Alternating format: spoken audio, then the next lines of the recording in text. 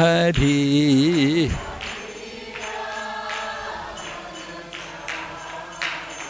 Hare Krishna, Hare Krishna, Krishna Krishna, Hare Hare, Hare Rama, Hare Rama, Rama Rama, Hare Hare.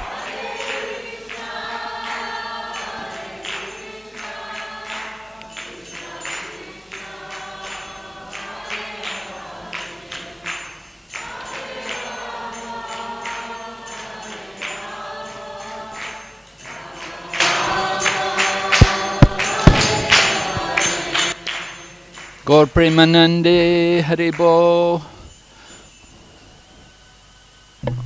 Namo Nupadaya Krishna Prishtaya Bhutale Srimati Bhakti Vedanta Swami Niti Namane Namaste Saraswati Devi Gauravani Pracharine Nirvishesha Shunyavadi Paschatya Deshatarine Om Namo Bhagavate Vasudevaya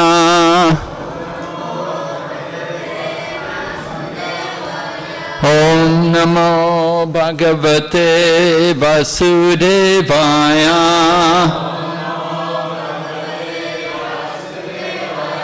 Om Namo Bhagavate Vasudevaya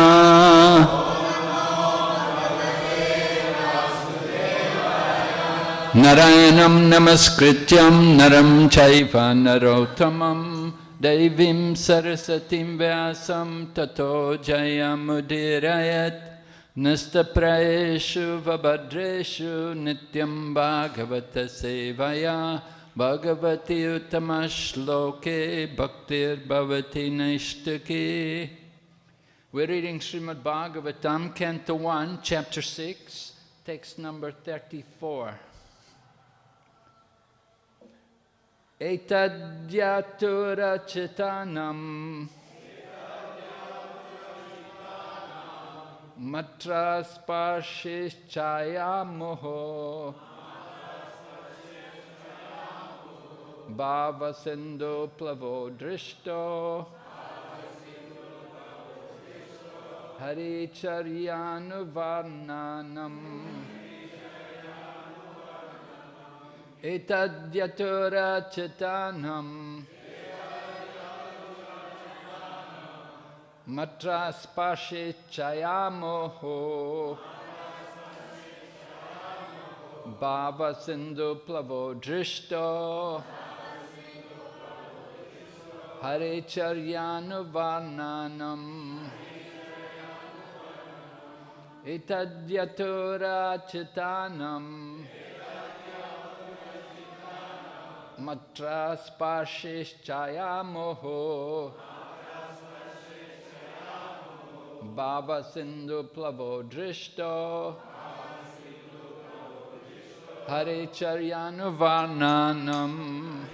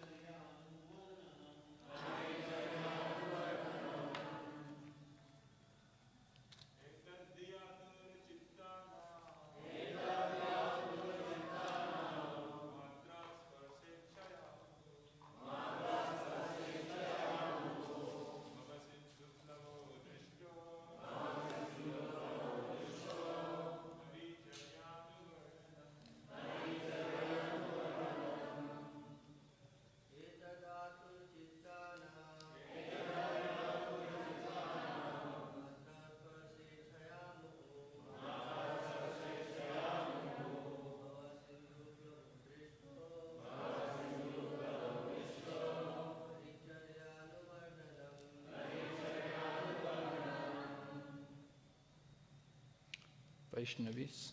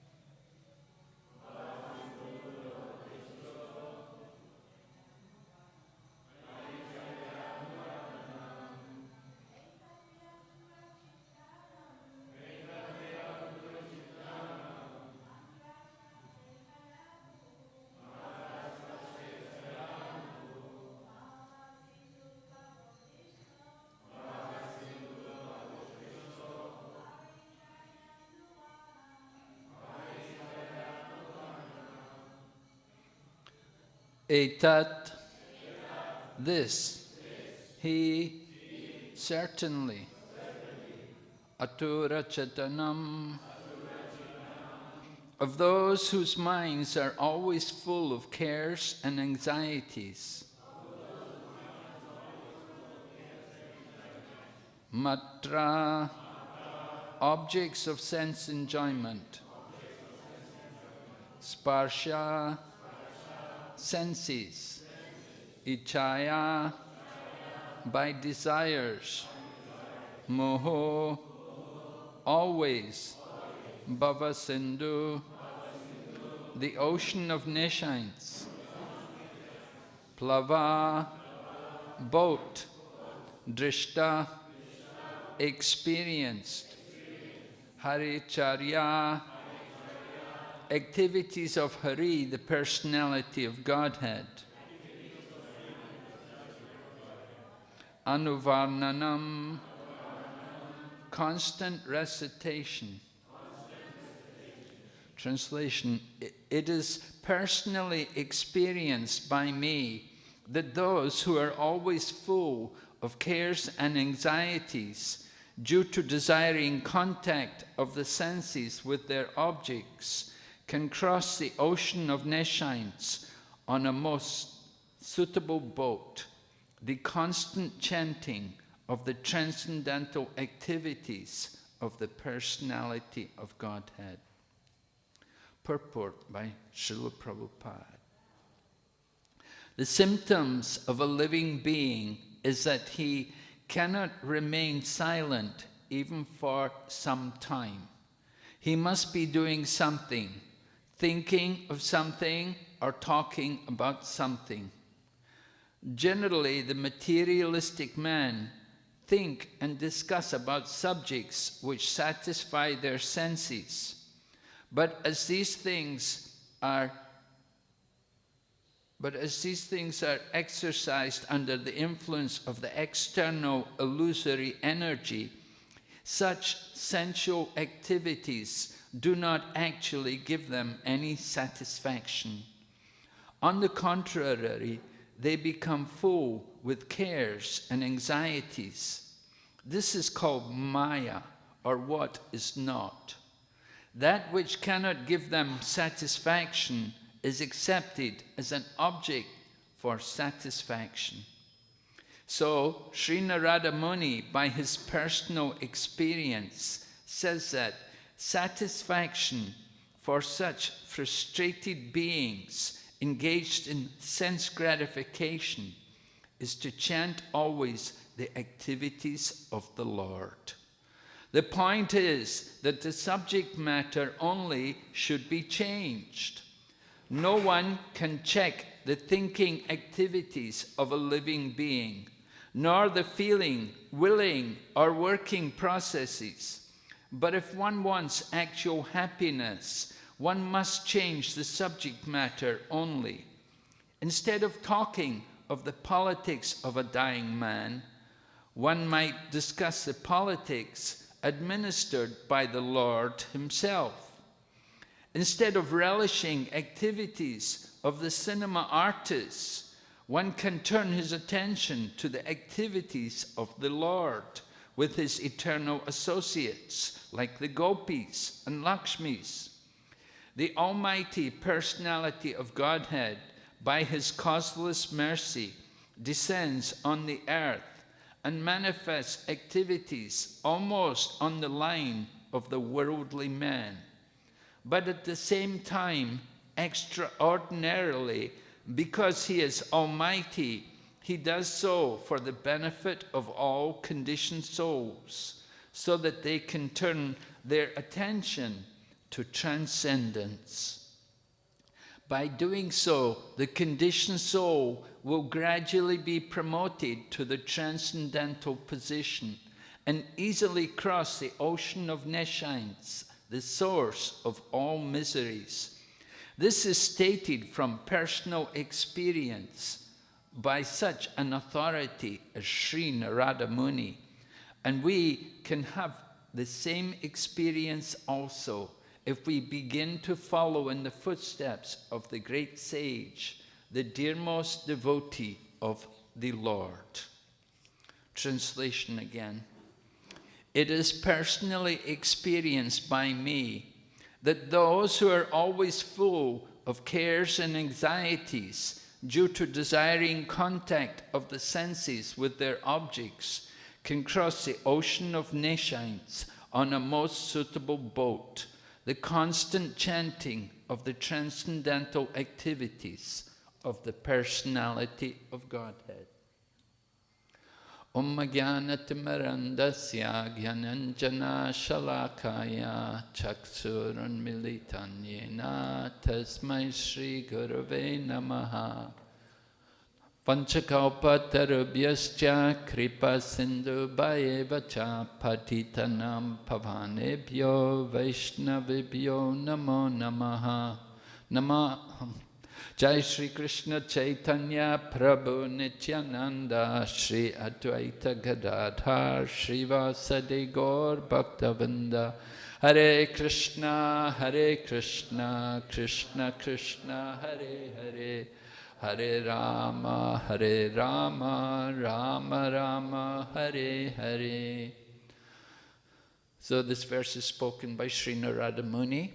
He's instructing Srila Vyasadeva, and he's instructing all of us in the process of how we can actually find real satisfaction.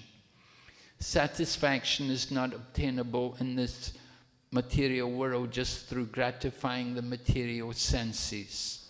We will never be satisfied by trying to serve the demands of our senses. But if we turn our attention to the Lord and use the senses in the service of the Lord, then we can find real fulfillment. So this is personally realized by Sri Narada Muni, as he says, Hari Charyanu Varnanam, constant recitation of the pastimes and topics of the Supreme Lord can give one real satisfaction. We all want to be satisfied, and we're just trying to find the satisfaction in the wrong way. We have not understood the process. But Sri Narada Muni describes, he said, by his own experience he has understood.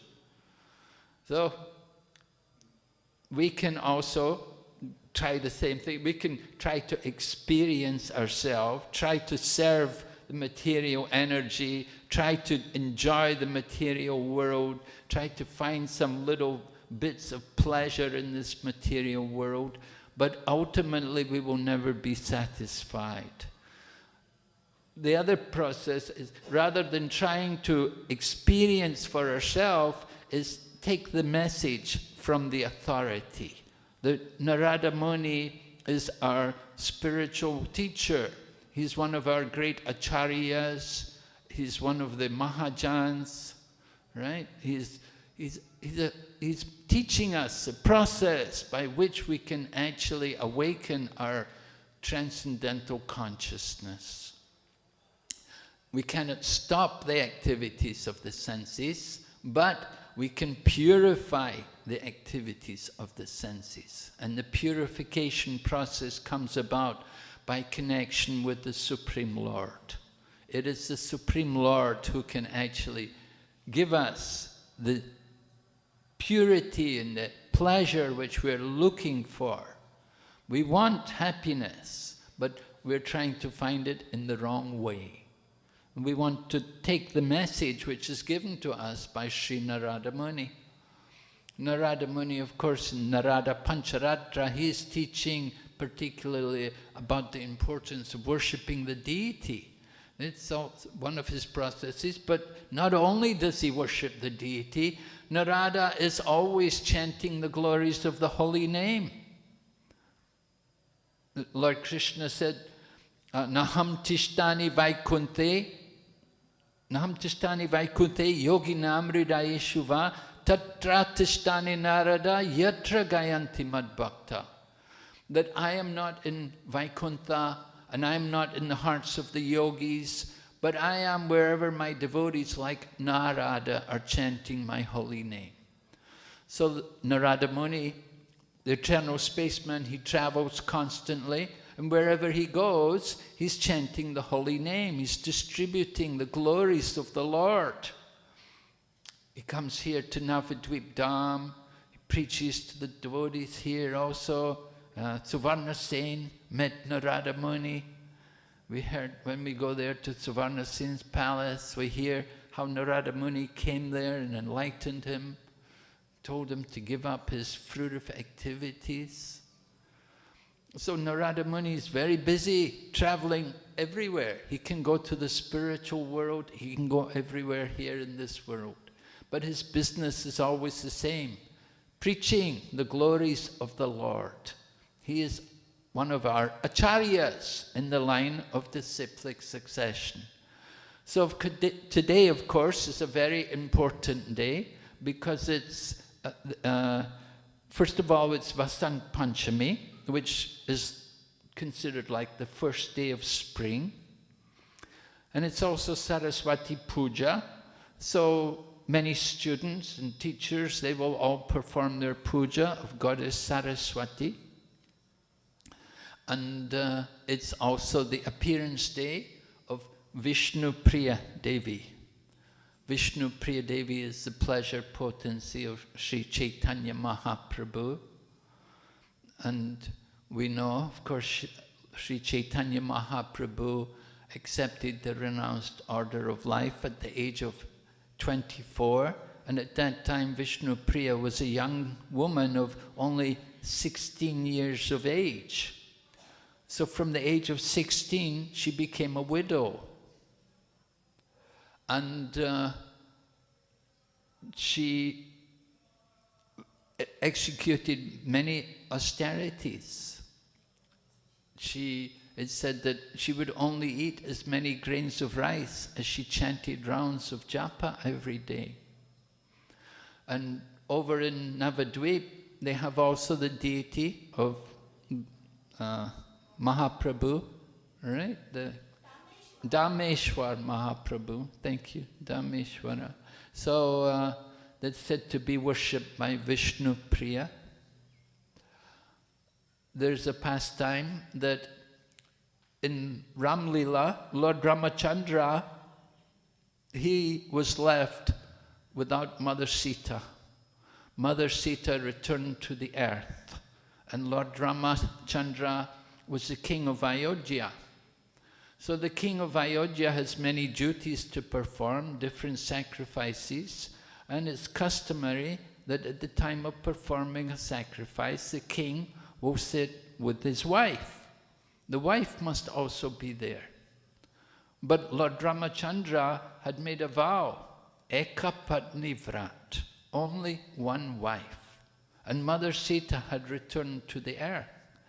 So what does Lord Ramachandra do? He has a deity made of Mother Sita. And when he's performing yajna, he will have the deity of Mother Sita sit by his side.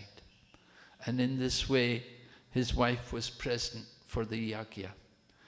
So that was in the Treta Yuga. Lord Ramachandra had Mother Sita in the form of the deity, and we see in the Kali Yuga, the situation was reversed. Vishnu Priya was worshipping her deity of Sri Chaitanya Mahaprabhu. So that's an interesting pastime which took place. Vishnu Priya was extremely chaste. It said no man could see her face. She never showed her face to people. She kept herself covered. You know, people would think, oh, she was the consort of Sri Chaitanya Mahaprabhu. We must see her, we want to see her, she must look very beautiful or something. But she never showed her face to anyone. Kept herself covered. Very chaste. And she remained in this world for a long time. I think 96 when she left the body. So for 80 years she was a widow and she was worshipping Dhameshwar Mahaprabhu. So today is her appearance day. Today is also the disappearance day of Vishwanath Chakravarti Thakur. And Vishwanath Chakravarti Thakur played a very important role in our Gaudiya Vaishnava Sampradaya, because he wrote commentaries on so many scriptures, particularly Srimad Bhagavatam. His commentary on Srimad Bhagavatam is very, very important, very valuable for us. And Baladeva Vidyabhusan actually came to Vrindavan, and he spent a long time with Vishwanath Chakravarti Thakur. Now Baladeva Vidyabhusan was from the Madhva Sampradaya, and he came over to Vrindavan, and he got the association of Vishwanath Chakravarti Thakur. And from Vishwanath Chakravarti Thakur, he learned the Gaudiya Vaishnava philosophy. And then later on it happened that the challenge came from the Ramanandis in Jaipur that you Gaudiya Vaishnavas, you don't have any commentary on Vedanta Sutra.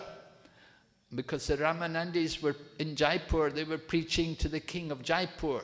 The king of Jaipur was a Gaudiya Vaishnava. And they have Govindaji there in Jaipur, and he was a Gaudiya Vaishnava. So the Ramanandis were preaching to him, and they were trying to get him to come to their sampradaya, to their line. And they said, these Gaudiya Vaishnavas, they don't even have a commentary on Vedanta Sutra. Every other sampradaya has a commentary on Vedanta Sutra. These Gaudiya Vaishnavas, they don't even have a commentary. They're bogus. It's not a bona fide sampradaya. You should come with us, join us, take diksha from us. Like this. So the challenge came to Vrindavan. At that time, of course, Vishwanath Chakravarti Thakur was very old and in poor health. They wanted him to go to Jaipur to meet the challenge. But he wasn't well, and he wasn't in his old age, he was not able to do it. But his student, Baladeva Vidyabhusan, was there. And he sent Baladeva Vidyabhusan to Jaipur. And he went there, and he wrote his commentary, which is called Govinda Bhashya. He prayed to the Govinda deity, and inspired by Govinda deity, he compiled his commentary on Vedanta Sutra, Govinda Bhashya. And Srila Prabhupada dedicates our Bhagavad Gita. He acknowledges this Govinda Bhashya in his Bhagavad Gita in the foreword, in appreciation of Baladeva Vidyabhusan for compiling this commentary. So initially they were saying, we don't need commentary, we have Vyasadev's commentary, Srimad Bhagavatam, this is the commentary on Vedanta.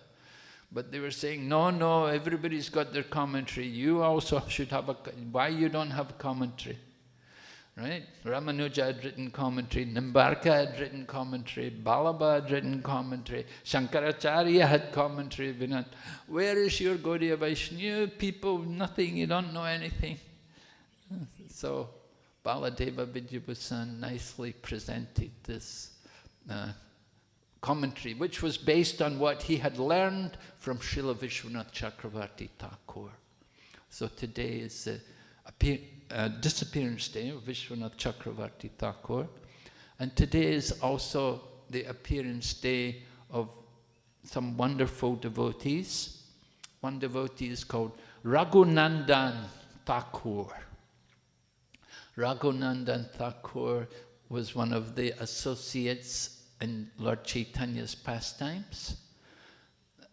He was from a village nearby here.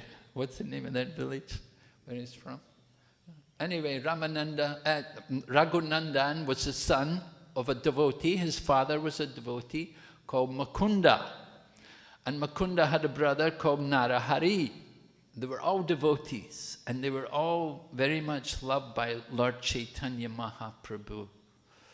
So it was Raghunandan who was left by his father to worship the deity. Father told him, I have to go, you have to do the puja today, you make the offering to Gopal. I'm going, I have to go away, you have to make the offering. They said, this is very important in our family, this deity has been a long time, every day we must make the offering. Today it's your turn. And Mukunda left, and Raghunandan was left with the deity, and when he went and offered to the deity, he saw deity was not eating. So he coerced the deity that you have to eat. You have to eat. If you don't eat, my father will not be pleased. Father told me you have to take the offering. I have to make the offering. If you don't eat, it will be very bad. So deity ate. And when father came home, then he asked Raghunandan, so did you make the offering?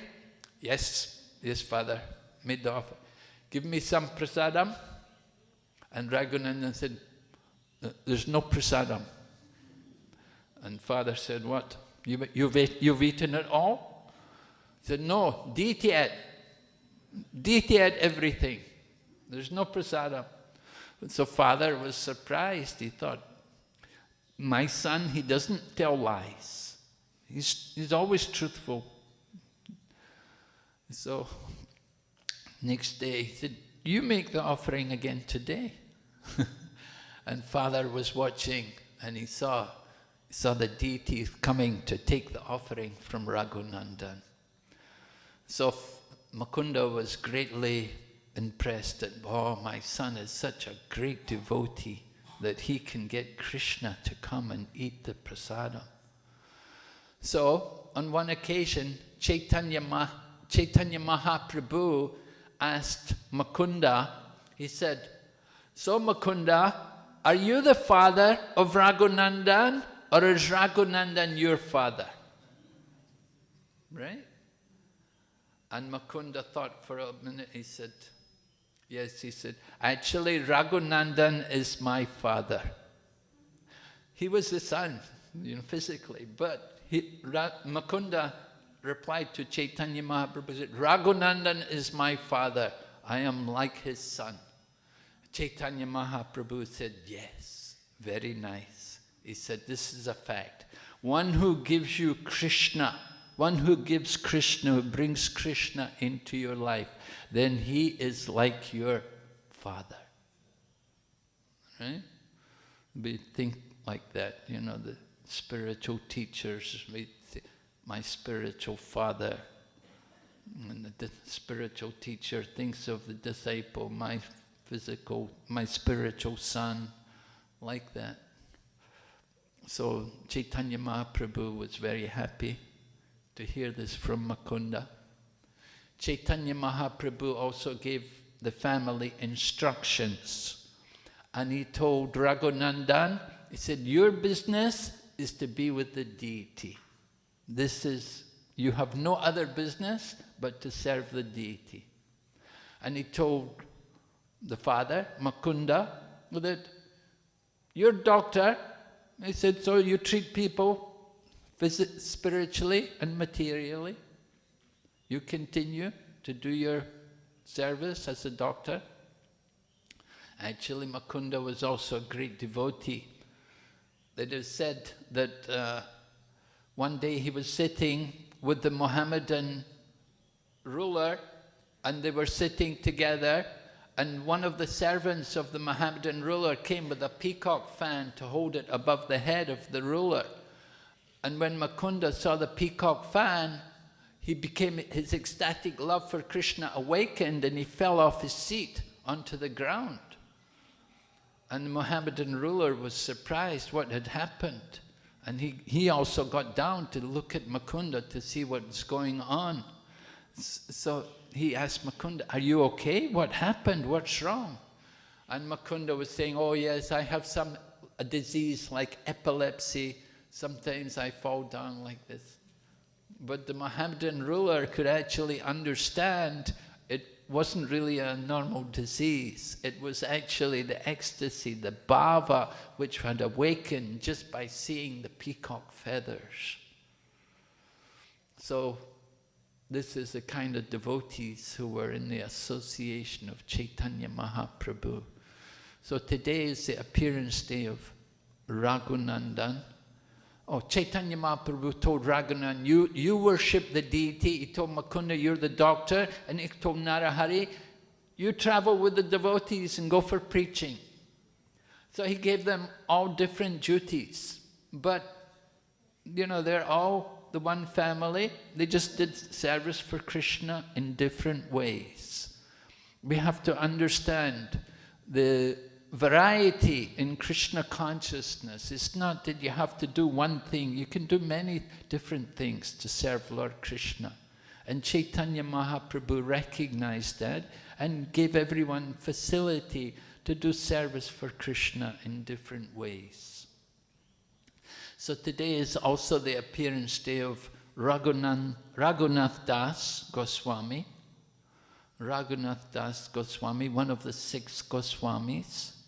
Raghunath Das was born in a very, very wealthy family here, over here in Bengal. His Haranya and Govardhan Majumdar, they were very wealthy. It is said they were maintaining all the Brahmanas in Bengal.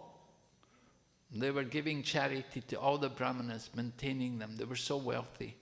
So Raghunath was born in that family and brought up in great opulence. So Raghunath Das, however, heard about Chaitanya Mahaprabhu, and he became attracted to Lord Chaitanya Mahaprabhu's movement. And he wanted to follow Lord Chaitanya. His family, therefore, got him married to a very beautiful, chaste woman, you know, not a harsh-speaking woman like some women, you know, but she was very soft-spoken and loving and very attractive. But he was not attracted. He wanted to join Chaitanya Mahaprabhu's movement. And he came to Chaitanya Mahaprabhu and told Lord Chaitanya Mahaprabhu his desire. So Chaitanya Mahaprabhu gave him instruction and told him, just behave like a normal person. Don't be a sahajya. Sahajya means one who takes everything cheap. Just behave normally. And go home and live with your family and always remember Krishna and keep Krishna in your heart. But just behave like a normal person. So Raghunath Das went home and he was living at home with his family. But at the same time, in his heart, he was thinking that this life, this material life of sense gratification, comfortable living, so much wealth and opulence, this is not what I want. I don't want this. It doesn't mean anything to me. And sometimes he would run away, his family would bring him back. They'd get him back. But then it happened, Lord Nityananda Prabhu came to Panihati, and Raghunath Das went to Panihati, and he got permission from his family that he could go to Panihati and he could meet Lord Nityananda. And Lord Nityananda recognized him because his family were very well known. They were giving so much wealth. They were very much respected by everyone. They were not pure devotees because they had so much wealth. Money is very contaminating. We see people when they get money sometimes, they become very contaminated. They can become very proud. They're thinking, my money. They don't understand it all belongs to Krishna. It's meant for Krishna's service. So Raghunath, he understood the real proprietor of everything. He came to Panihati, and Lord Nityananda recognized Raghunath, and he said, "Oh, come here, today I'm going to punish you." And he said, your punishment is to put on a festival for all the devotees. So we know Bengal, in the Panihati time, this time of the festival, it's summer, it's pretty hot. that time of the year, when the Panihati festival comes. It's pretty hot. There's not a lot of vegetables and things, not a lot of variety, just some, you know, Bengal bananas, right? A lot of bananas and a lot of mangoes in the summer. And of course rice. There's always rice. So shira, flat rice. And the flat rice mixed with yogurt. Very cooling, very tasty, satisfying. So that was the feast.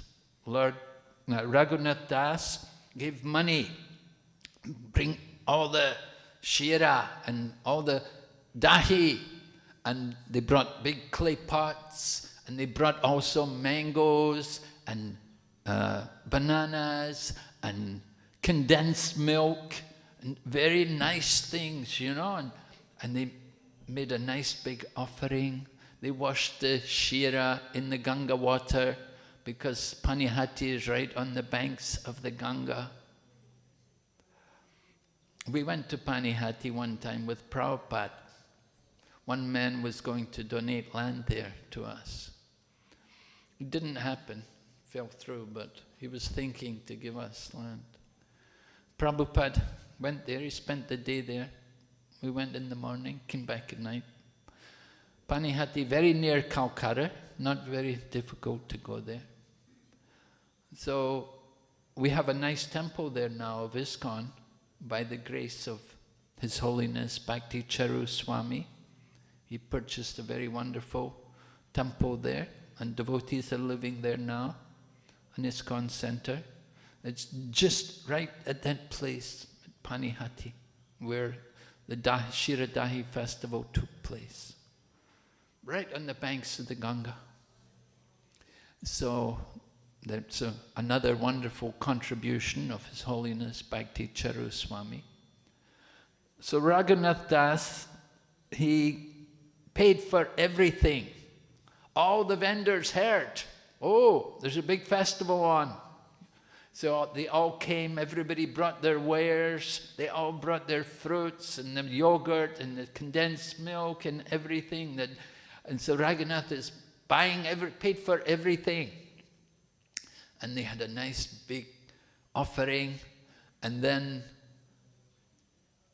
when they made the offering, Chaitanya Mahaprabhu manifested in his subtle form. Everyone could feel the presence of Lord Chaitanya Mahaprabhu at the time they were making the offering. Although he was not physically present, they could feel his presence. Sometimes we have these experiences, right? When you have a festival, you can feel the presence of Prabhupada. You feel Prabhupada coming. You feel Lord Chaitanya personally coming. So in Panihati, Lord Chaitanya had visited there also before, because Lord Chaitanya's devotees were there. Raghunath Das put on this big festival, and they fed everybody. You know how we go, when we go to Advaita Acharya's place, Shantipur, so many people come and take prasadam. Where do they come from? We don't know. You know, they just appear from nowhere, right? So similarly, Panihati, Lord Nityananda is having a festival, and Raghunath is paying for everything. Everybody hears, wow, there's a big festival, and they're giving out prasadam. So a lot of people came, everybody came, and everybody got prasadam, and everybody was fed very nicely. Even the dogs were fed. We don't let anybody go hungry. You feed all living entities, right?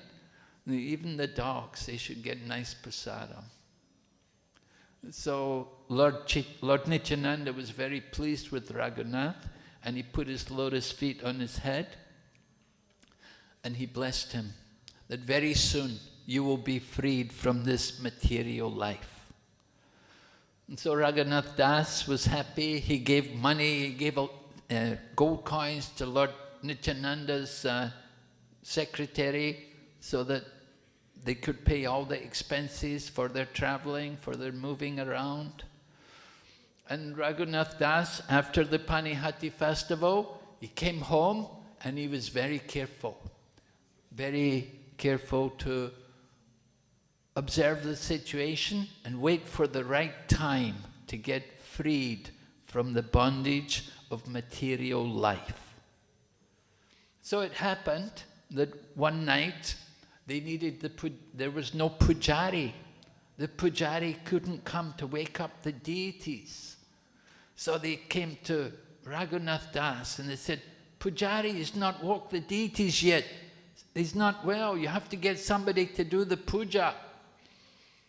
So Raghunath said, oh, okay, I will arrange it. Raghunath Das got out from the house. It was early in the morning. Everyone was asleep. He took the opportunity to go, to leave the house, and he never came back. So that morning, they thought, where's Raghunath? And they thought, he's disappeared. Where did he go? He went to get the pujari. What, pujari? Huh? No pujari came. What happened? Where's Raghunath? Where did he go? And then they realized he's ran away from home again. So the father sends people, go and get him, bring him back. But this time Raghunath was very careful. He didn't go on the usual path. He took very special paths and the back roads. They'd never find him. And so he traveled this way. He got to Jagannath Puri without being detected, well, without being captured by the family. And when he got to Jagannath Puri and he came to Lord Chaitanya Mahaprabhu, Lord Chaitanya Mahaprabhu told him, you are very fortunate. He said, you were like an animal who had fallen into a hole which is full of stool. He said, that family life, material life, is just like living in a hole full of stool. He said, you're very lucky to get out of it. Usually, people who fall in that hole never get out. He said, you're very fortunate. So Lord Chaitanya Mahaprabhu gave Raghunath Das to Swarup Damodar, and he became known as Swarupa's Raghunath. He was in the care of Swarup Damodar, of course, was the secretary of Lord Chaitanya Mahaprabhu. So Raghunath Das was under the instruction of Swarup Damodar and serving there. And if he had any questions, he would put the question to Swarup Damodar Goswami, and Swarup Damodar would ask Lord Chaitanya Mahaprabhu. So Raghunath Das wanted to know about how he should live and what should be his behavior. And Lord Chaitanya gave very important instructions. He told him that you should never speak Gramya Katha. You should never speak the talk of the village. Don't talk worldly things. And don't hear worldly things. And he told him also, don't dress in opulent clothes. And don't eat opulent food. Live simply. Later on, Lord Chaitanya Mahaprabhu also gave Raghunath Das a Govardhan Shila and a necklace of conch shells. The Govardhan Shila had been brought to Lord Chaitanya Mahaprabhu by another devotee, and Lord Chaitanya had kept it with him for many months. And Lord Chaitanya used to put it on his head, and he used to put it over his eyes. And he was, he had many intimate connection with this Govardhan Shila. So he gave this Govardhan Shila to Raghunath Das Goswami, and he instructed Raghunath Das also how to worship the Govardhan Shila. And he told them, water, nice pure water and manjaris from the Tulsi. It's the best offering. And later on, Swarup Damodar Goswami also arranged that he could offer sweetmeats to the Govardhan Shila. So Raghunath Das was given the Govardhan Shila and the necklace of conch shells, he understood Lord Chaitanya Mahaprabhu was giving him a place in Vrindavan.